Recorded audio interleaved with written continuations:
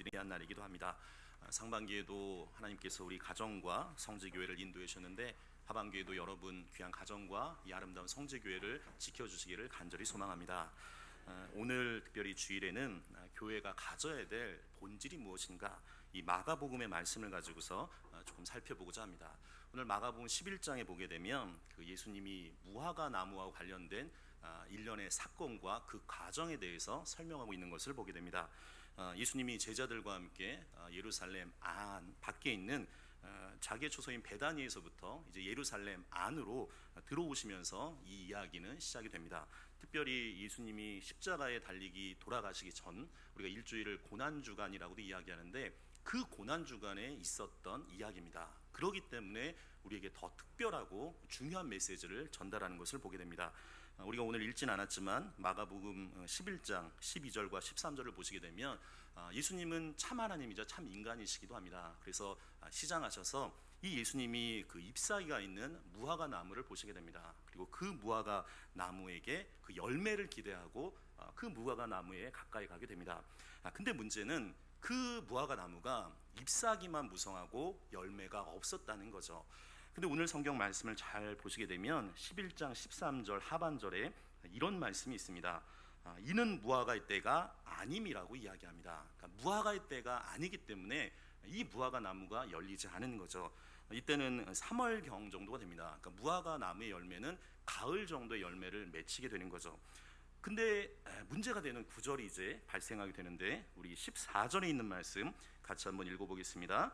예수께서 나무에게 말씀하여 이르시되 이제부터 영원토록 사람이 내게서 열매를 따먹지 못하리라 하시니 제자들이 이를 듣더라. 자, 여기 보시게 되면 이 무화과 나무를 조금 의인화시키게 되면 무화과 나무 입장에서 보면 이거는 조금 온당치 못하게 되는 거죠. 근데 우리가 지금은 너무 좋아져서 계절 과일이라는 것들이 있는데 비닐하우스가 잘 되어 있기 때문에 언제든지 그래도 조금 돈을 더 내서라도 그 과일을 먹을 수 있는 것을 보게 됩니다. 여름에는 그래도 수박이 제일 좀 그 계절 과일로서 유명한 과일인데, 예를 들면 이 수박이 예전에는 겨울에 나지 않잖아요. 근데 이 겨울에 나지 않는 그 수박밭에 가서 이 수박이 열매 맺지 못한다고 해서 오늘 14절의 말씀처럼 그 열매에서 따먹지 못하리라, 그 저주 섞인 말을 하게 되면 수박 입장에서 보면 온당하지 못하는 거죠. 그러니까 무화과 나무 입장에서도 보면 온당하지 못하는 것을 보게 됩니다. 무화과의 때가 아니었거든요. 근데 왜 예수님은 왜 이 무화과 나무가 열매가 없다고 그 나무를 저주했을까? 영국의 철학자인 버틀란드 러셀이라는 사람이 있습니다. 이분은 20세기 대표적인 지성인이자 캠브리지 대학의 교수이기도 합니다. 이 러셀이 쓴 책 중에 나는 왜 기독교인이 아닌가, 이런 책이 있습니다. 이 책은 소위 안티크리스찬들한테는 바이블이 되어지는 그런 책이 되는데, 러셀은 이 책에서 바로 이 이야기, 그 마가복음 11장 12절부터 14절까지 있는 말씀을 인용하면서 제철도 아닌 이 무화과 나무를 저주한 이 사건이야말로 예수가 성격상의 결함을 가장 명확히 보여주는 사건이라고 주장합니다. 그러면서 이 주제를 크게 부각시키게 됩니다. 러셀은 그 사건이 자신이 왜 기독교인이 될 수 없는지 그 이유 중에 하나라고 이야기를 합니다. 그러면서 그 책에서 이런 얘기를 합니다. 따라서 나로서는 예수가 지혜에 있어서나 도덕에 있어서나 역사상에 나타난 위대한 분들과는 동등하게 높다고 보지 않는다. 나는 석가나 소크라테스를 이런 점에서 예수보다 위에 놓아야 한다고 본다. 소위 말해서 세계 4대 성자가 있습니다. 석가나 소크라테스나 공자나 이제 예수님도 포함하게 되는데, 러셀은 이 사건에 의하면 예수님은 다른 사람들보다 훨씬 더 하등하다, 이제 그렇게 표현을 하게 됩니다. 러셀의 이런 이야기는 기독교계에 큰 반향을 불어일으키게 됩니다. 기독교로부터 여러 가지 비판이 쏟아지게 되죠. 그러나 그 대응은 거의 감정적인 분노로 일관하게 됩니다. 그러니까 논리적인 것을 이야기하면, 논리적인 주장을 이야기하면 논리적인 것에 대해서 근거를 제시해야 되는데 그러지 못한 거예요.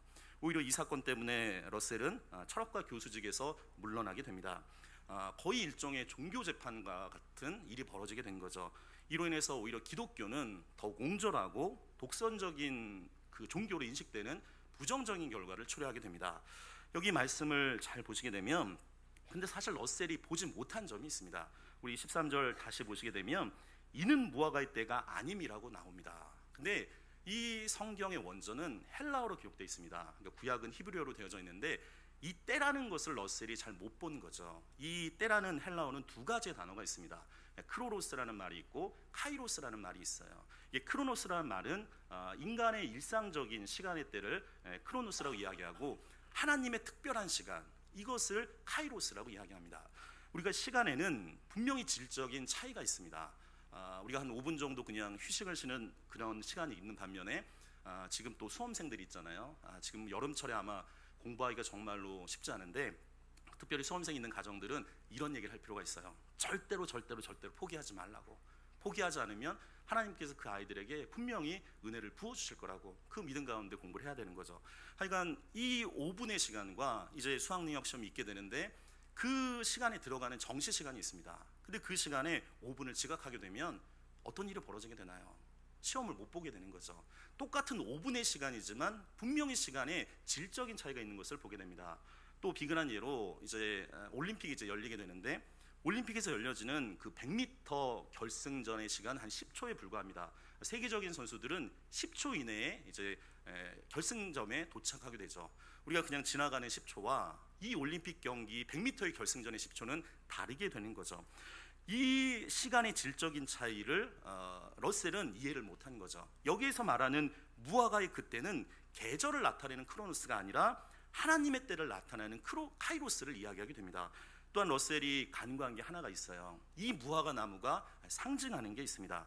우리가 성경을 해석을 할 때 주의해야 될 게 있는데, 이 성경은 앞뒤 전후 문맥을 잘 볼 필요가 있습니다. 특별히 성경은 우리가 장과 절이 처음부터 나눠져 있는 게 아니라 학자들이 후대 사람들에게 이 성경을 잘 알려주기 위해서 이 장과 단락을 구분해 놓은 거거든요.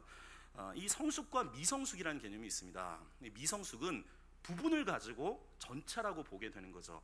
이단들이 그런 걸 잘하는데, 성경의 어떤 구절 그리고 어떤 단락을 가지고 그거를 짜집기 하는 거예요. 그러다 보면 분명히 그 말씀은 성경에 있는 것 같지만 앞뒤 전후 문맥을 보게 되면 전혀 그런 얘기가 아닌 것을 보게 됩니다. 아이들이 있어요. 아까 전에 우리 이승원 애기도 헌화예식을 하게 되는데, 애기라는 말이 사랑의 자에다 몸기자잖아요. 그러니까 사랑 덩어리 아니겠습니까? 우리가 아이를 보게 되는 순간에 여기 있는 한 300명이 넘는 분들이 그냥 표정이 너무 좋아지는 거예요. 근데 이 아이가 나중에 자라서 이제 한글을 배우게 되죠. 근데 이제 한글을 배웠다고 해서 내가 국어를 다 안다, 그 말은 말이 안 맞는 거죠. 부분을 가지고 전체를 보는 것, 이것은 미성숙이라고 이야기해요. 성숙은 어떤 거냐면 전체 속에서 부분을 볼 줄을 알아야 되는 거죠. 오늘 러셀은 보지 못하는 것이 있습니다. 이 무화과가 상징하는 것을 보지 못하는 거죠. 이 무화과는 유대교 또는 유대교의 예루살렘 성전을 뜻하게 됩니다. 그래서 예수님이 14절에서 사람들이 이제부터 그 나무로부터 영원토록 열매를 따먹지 못할 것이다, 그 말은 예루살렘 성전을 이야기해요. 곧 이스라엘의 민족의 신앙 공급체는 이제 그 기능이 중단되는 말씀이라는 거죠. 오늘 특별히 성경 말씀 잘 보시게 되면, 그래서 이 무화과 나무의 사건 이후에 15절부터 어떤 것이 나오냐면 소위 말하는 성전 정결 사건이 나오게 됩니다. 그러니까 성전을 깨끗하게 하는 그 사건이 나오게 되죠. 우리가 마태, 마가, 누가복음을 공간복음서라고 이야기합니다. 그러니까 공통적으로 바라보는 복음서라는 거예요. 근데 이 요한복음까지 이야기하면 사복음서라고 이야기해요. 그러니까 예수님의 생애와 복음의 말씀을 전하는 게 마태, 마가, 누가, 요한복음이죠. 근데 오늘 본문 마가복음 11장에 이 기록된 사건은 마태복음 21장, 누가복음 19장, 요한복음 2장 모든 복음서에 다 기록되어져 있습니다. 2번 이야기하는 건 강조하는 거예요.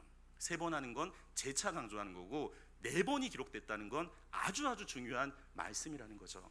오늘 이 말씀을 통해서 과연 예수 그리스도가 우리에게 이 하반기에 어떤 메시지를 전해주실지 한번 그것을 보시면 좋겠습니다. 우리 15절에 있는 말씀 성도님들이 한번 읽어보겠습니다. 같이 읽겠습니다.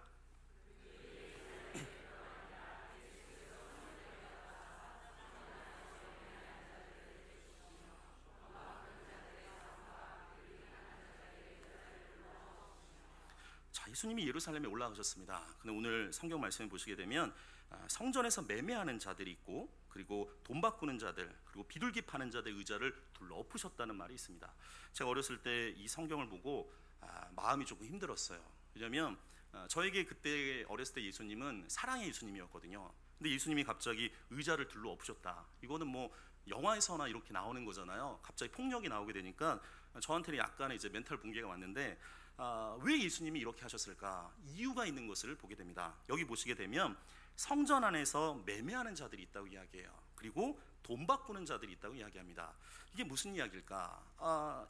이스라엘은 3대 중요한 절기가 있습니다. 그러면 이 이스라엘에 있는 사람들만 오는 것이 아니라 디아스포라라고 해서 흩어진 유대인들이 함께 예루살렘에 오게 되죠. 그러면 각국에 흩어져 있던 사람들이 오기 때문에 그들이 갖고 있었던 통화가 다 달라요. 예를 들면 재미교포면 달러를 갖고 있을 거고, 제1교포 같은 경우는 엔화를 갖고 있지 않겠습니까? 그것을 환전해야 되는 거죠. 그러니까 원화로 환전해야 되지 않겠습니까? 근데 이 성전에서 매매하고 돈 바꾸는 사람들이 환전을 하는데 정확하게 환전을 하는 게 아니에요. 거기에서 차익을 누리게 되는 거죠. 또 하나 성경 말씀 보시게 되면 비둘기 파는 자가 있다고 이야기합니다. 하나님 앞에 제사를 드릴 때 경제적인 그 정도에 따라서 돈이 조금 있는 사람들은 소로 제사를 드릴 수가 있습니다. 양으로도 드릴 수 있고, 중하위층들은 비둘기로 이제 하게 되는 거죠. 특별히 정결 예식 때 그렇게 하게 되는데, 이 비둘기를 파는 것도 제사를 드리는데 제사 용품이 되어지는 거예요. 근데 이것을 그 정당한 가격으로 하는 게 아니라 폭리를 취하게 되는 거죠. 이제 7, 8월 달 우리가 여름 휴가를 가게 되면 이게 갑자기 성수기가 되면서 금액이 막 올라가잖아요. 어떤 데는 폭리를 취하게 되고 막 바가지를 씌우기도 되는데, 지금 이 성전에서 매매하는 사람들, 돈 바꾸는 사람들, 비둘기 파는 사람들이 그걸 한다는 거예요. 이게 이 사람들만이 할 수 있는 게 아니죠. 사실은 그 뒤에 어떤 게 있냐면 대제사장과 서기관들이 성전을 관할하는 사람들인데, 이 사람들하고 결탁이 돼 있어요. 결국엔 그걸 통해서 모종의 커넥션이 있게 되는 거죠. 예수님이 여기에서 분노하신 것은 의로운 분노예요. 성전이 성전답게 되어지지 않게 되기 때문에 그 분노가 일어나게 되는 거죠. 오늘 성경 16절에 보면 더 충격적인 말씀이 나오는데, 우리 16절에 있는 말씀 같이 읽겠습니다. 아무나 물건을 가지고 성전 안으로 지나다님을 허락하지 아니하시고.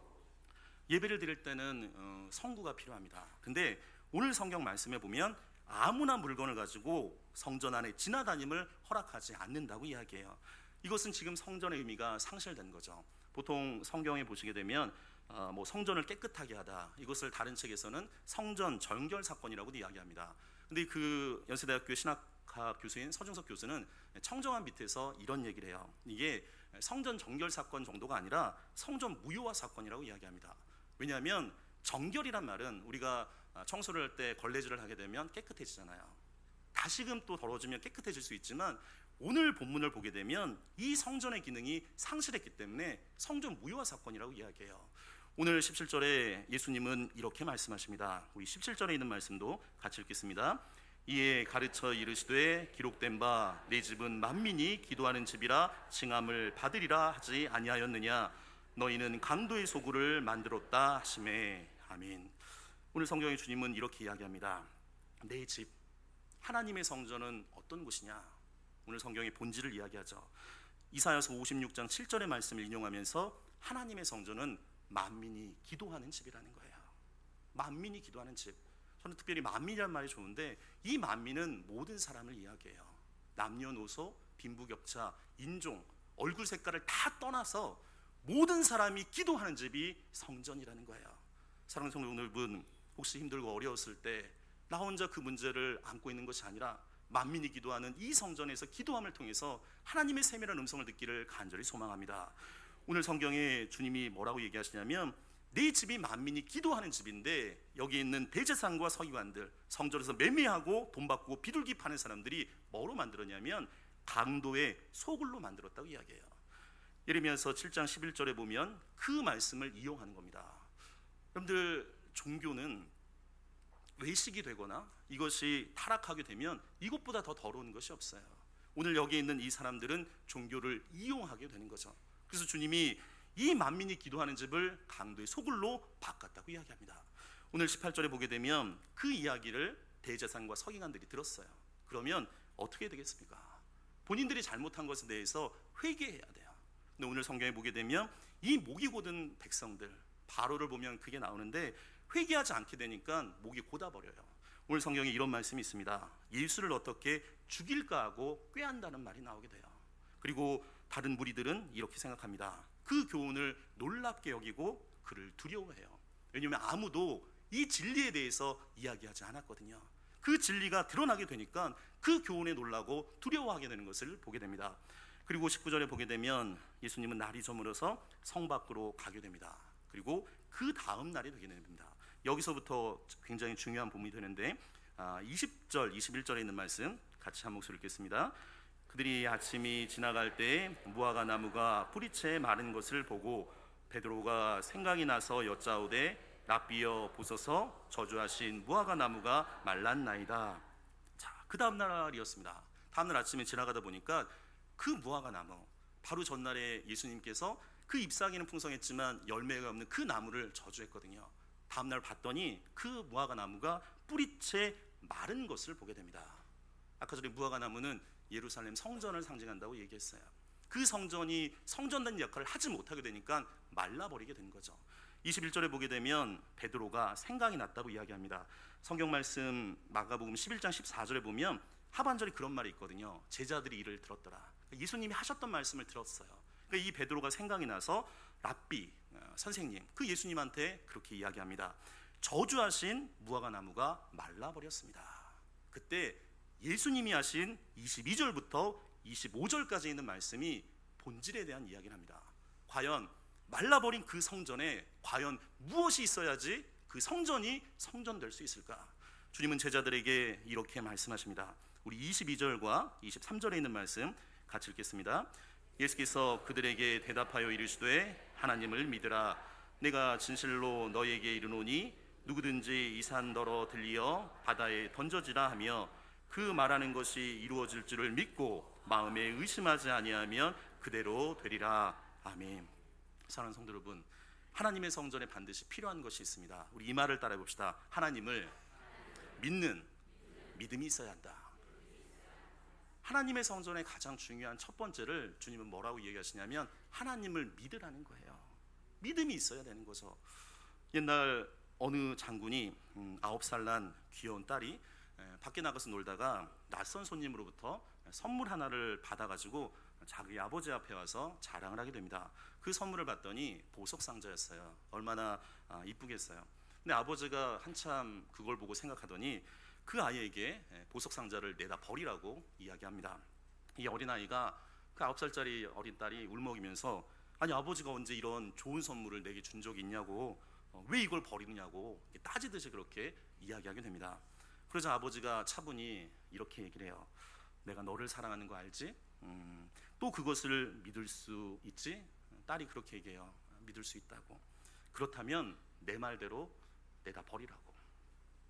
아버지의 공고를 듣고 이 아이는 결국 이 상자를 내다 버리고 돌아왔을 때 얼마 후에 그 상자에서 꽝 하는 폭발음이 들려오게 됩니다. 그것은 그 장군을 살해하기 위해서 어떤 이 아이에게 들려진 시한 폭탄이었던 거죠.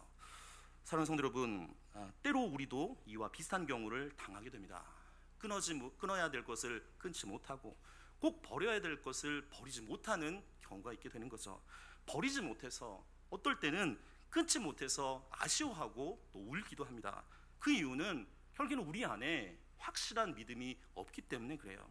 우리가 하나님을 믿는다고 이야기해요. 그러나 돈이 좀 있으면 그 돈에 우리가 더 의지하게 되죠. 건강이 있으면 그 건강에 더 의지하게 돼요. 내가 조금 더 지식이 있으면 그 지식에 의지하게 되고, 청년들은 내가 조금 젊음이 있으면 그 젊음에, 그러니까 인간이 가진 그 무언가에 의지하기 때문에 결국에는 하나님에 대한 확실한 믿음이 우리 안에 시원찮고 순수하지 못할 때가 많은 것을 보게 됩니다. 근데 믿음은 그런 거예요. 하나님이 우리에게 은혜를 부어주지 않습니까? 그 은혜는 우주적인 언어입니다. 근데 그 은혜를 담으려면 이 믿음은 그릇인 거예요. 이 은혜를 담을 만한 그릇이 되는 거죠. 사랑하는 성도 여러분, 우리가 상반기 때 믿음이 작았다면 그 믿음이 커지기를 간절히 소망합니다. 우리의 믿음이 약했다면 하반기에는 우리의 믿음이 더욱더 강해지기를 간절히 소망합니다. 이 믿음이 믿음 돼야지 복이 주어져도 그 복을 알 수 있는 거죠. 유명한 데일 카네기라는 사람이 그런 얘기를 한 적이 있습니다. 성공한 사람들은 다음 세 가지 말을 절대 하지 않는다는 거예요. 첫 번째는 없다 이 말을 하지 않는다는 거죠. 여러분 잘 생각해 보시면 없는 게 아니에요. 잘 생각해 보면 가진 것이 많아요. 근데 우리가 생각하다는 말이 think잖아요. 이 땡큐의 어원이 think예요. 생각해보면 모든 것이 감사한 거죠. 불행한 사람들은 늘 없는 것만 찾게 됩니다. 그러나 믿음의 사람들은 감사의 제목들을 찾아가게 돼요. 여러분들, 인격의 성숙은 지혜 있지만 신앙의 성숙은 감사에 있습니다. 없다는 말을 하지 않는다는 거예요. 두 번째는 성공하는 사람들은 잃었다, 이런 말을 하지 않습니다. 세상에 잃어버린 일은 없습니다. 무슨 일을 통해서도 잃어버림을 통해 때로는 우리가 지혜를 얻을 수가 있어요. 또한 세 번째는 끝났다, 이런 말을 하지 않는 거죠. 그것은 내 생각이에요. 하나님에서는 끝난 적이 없습니다. 오히려 우리의 교만으로 절망의 상황이 하나님에게는 시작이 되어질 수 있는 거죠. 사랑하는 성도 여러분, 없다, 잃었다, 끝났다, 이걸 반대로 하면 이런 말이 돼요. 우리 한번 따라해 봅시다. 있다, 얻었다, 시작이다. 여러분들, 믿음으로 다시금 그 긍정적인 언어로 우리가 새로워지기를 간절히 소망합니다. 하나님의 믿음이 있어요. 하나님이 우리에게 얻을 것을 주실 겁니다. 그런데 이 하반기에 다시금 믿음으로 시작하는 믿음의 사람들이 되기를 간절히 소망합니다. 주님은 또 두 번째 이런 말씀을 하십니다. 우리 24절에 있는 말씀 같이 읽겠습니다. 그러므로 내가 너희에게 말하노니 무엇이든지 기도하고 구하는 것은 받은 줄로 믿으라. 그리하면 너희에게 그대로 되리라. 아멘. 근데 두 번째는 기도가 있어야 되는 거죠. 예수님은 새벽 오히려 미명에 일어나 한적한 곳에서 기도하신 분입니다. 종교개혁자 마틴 루터는 그런 얘기를 해요. 그리스도인의 주 업무는 기도다. 근데 그리스도인들이 누구냐? 한마디로 이야기하면 기도하는 사람이에요. 모든 상황 속에서 기도하고 결정해야 되는 거죠. 그런데 기도해야지 어려운 시련을 이겨낼 수 있습니다. 우리가 평안할 때는 몰라요. 모든 사람이 다 평안한 때는 잘 모릅니다. 그러나 사람에게 위기 상황이 올 수 있어요. 그러나 그 위기 상황 속에 믿음의 사람들은 드러나기 시작해요. 기도하는 사람들은 그 어려움을 묵묵히 이겨내는 것을 보게 됩니다. 베드로가 있습니다. 이 베드로가 예수님의 십자가를 달리기 전에 장담을 해요. 뭐라고 얘기하냐면 제자들이 다 버릴지라도 나는 버리지 않을 겁니다. 맹세를 해요. 그러나 베드로는 십자가 전에 3번이나 부인하게 되는 거죠. 그러나 잘 생각해 보면 이 베드로의 결정적인 실수는 부인한 게 아닙니다. 이 베드로의 가장 실수는 기도하지 않았다는 거예요.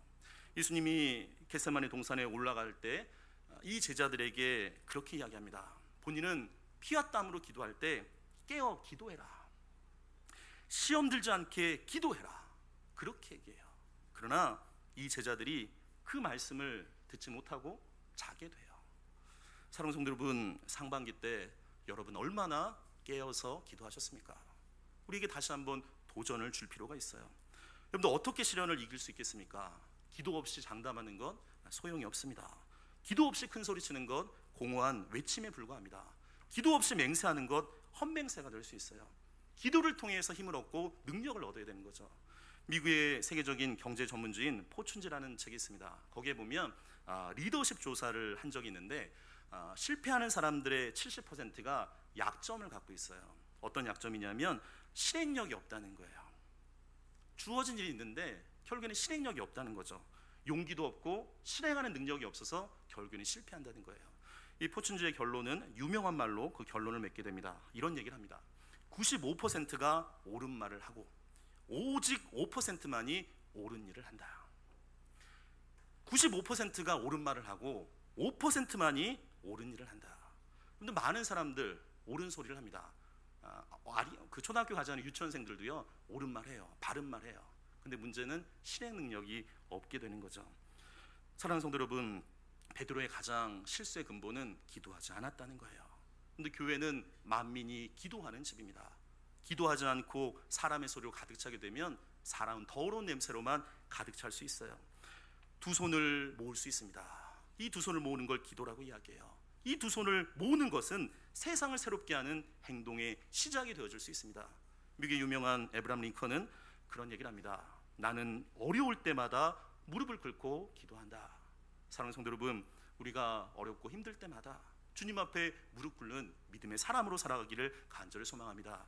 감리교회 창시자 요한 웨슬리는 이런 얘기를 합니다. 우리 이 말을 한번 따라해 보겠습니다. 하늘나라는 무릎으로 올라간다.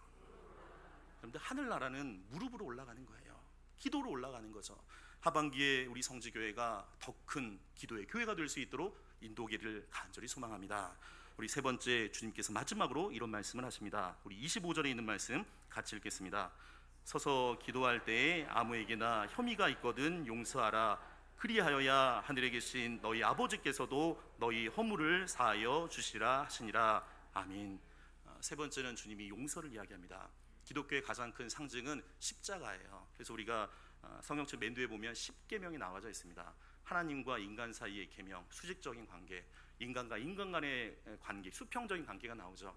오늘 성경도 잘 보시게 되면 믿음과 기도는 하나님과 인간 간의 수직적인 관계예요. 그리고 오늘 이 25절에 이야기하는 건 사람과의 관계, 용서에 대해서 이야기하는 것을 보게 됩니다.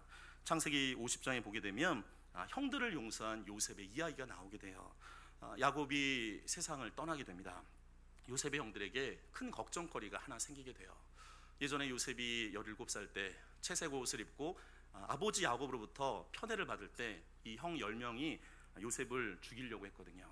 구덩이에 빠뜨려서 어떻게 죽일까?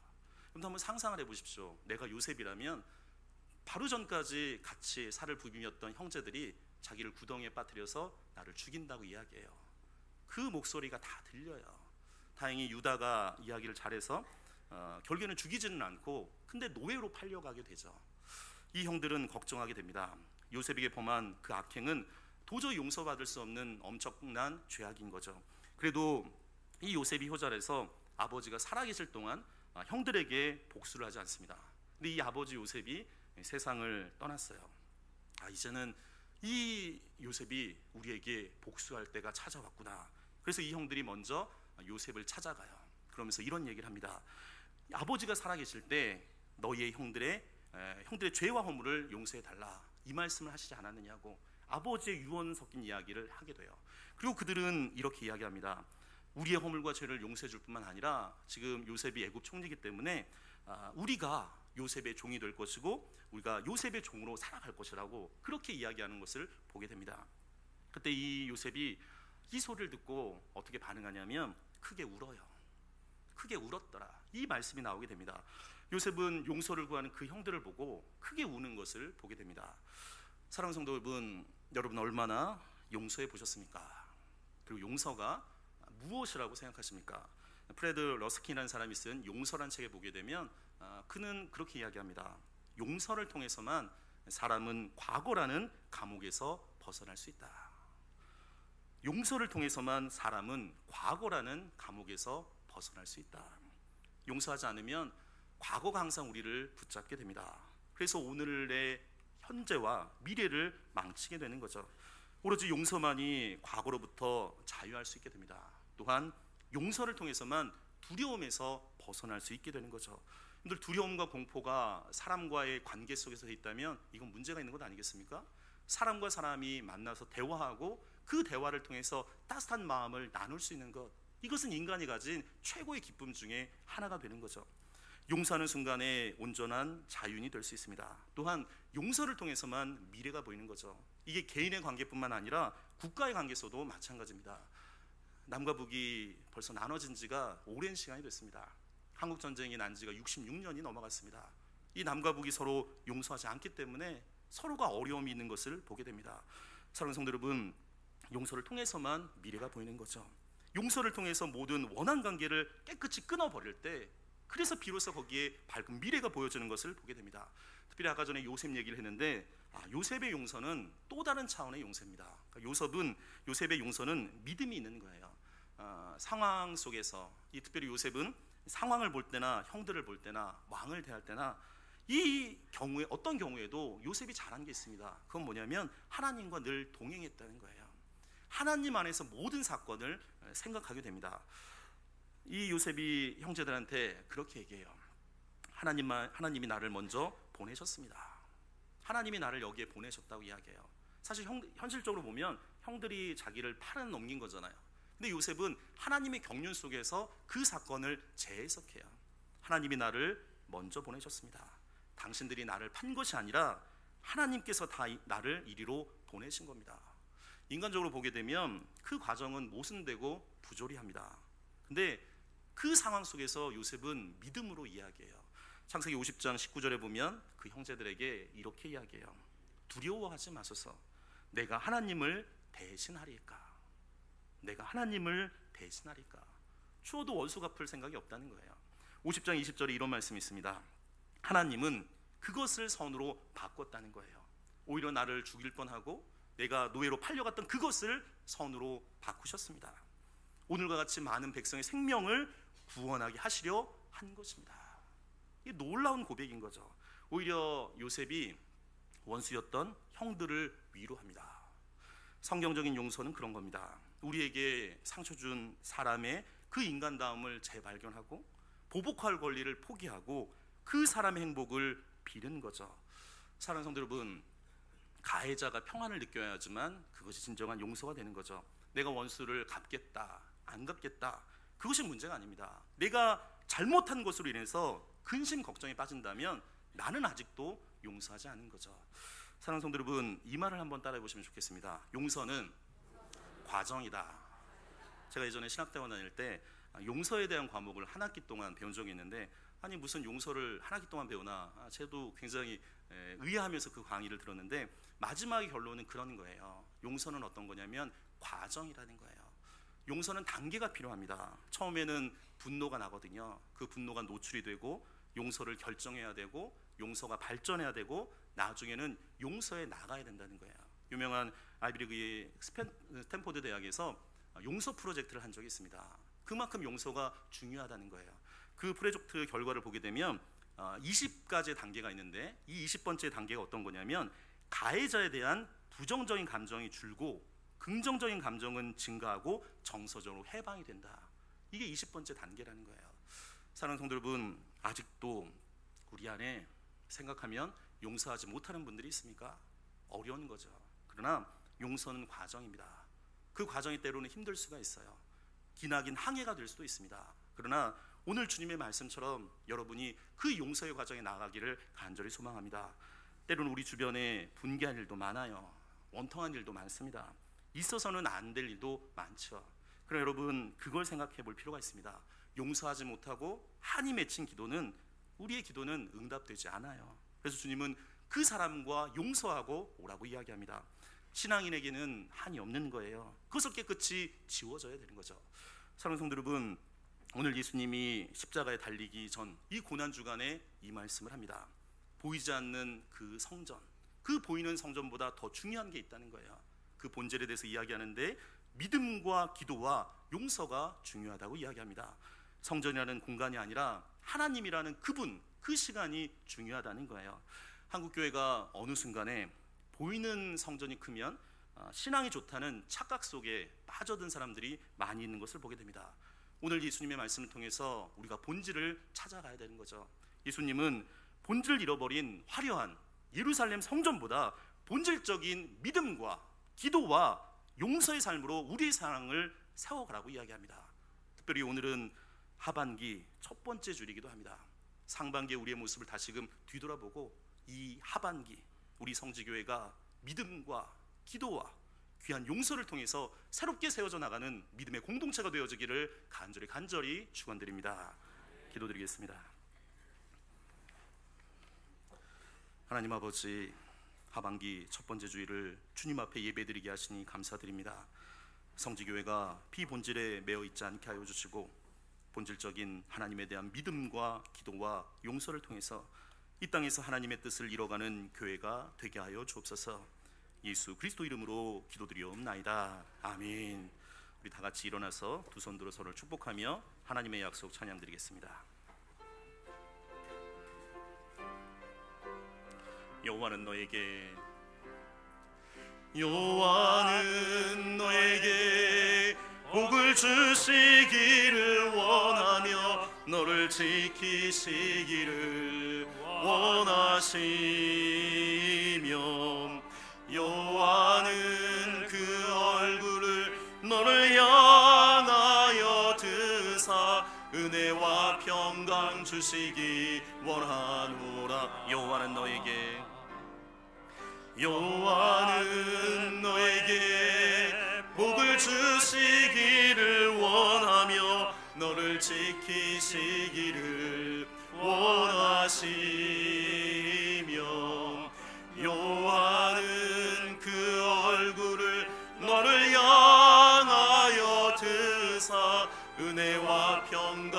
주시기 원하노라. 너를 보배롭고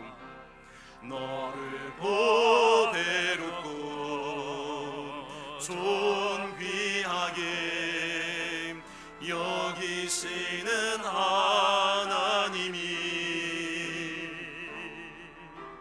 내 삶 속에서 이 약속을 신실하게 이루시리.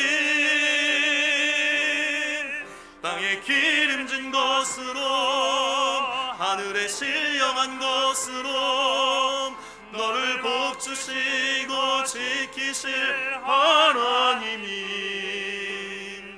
너의 영혼 잘 되도록 은혜 베푸시며 평강으로 인도하시리. 이제는 우리 주 예수 그리스도의 은혜와 하나님의 그 크신 사랑과 성령의 교통하심이 믿음과 기도와 용서를 통하여서 믿음의 본질을 세워가기를 소망하는 우리 사랑하는 귀한 성주교회 모든 성도들과 이 아름다운 성지교회와 이 나라 이 민족 위에 이제로부터 영원토록 함께 있기를 간절히 축원드리옵나이다. 아멘.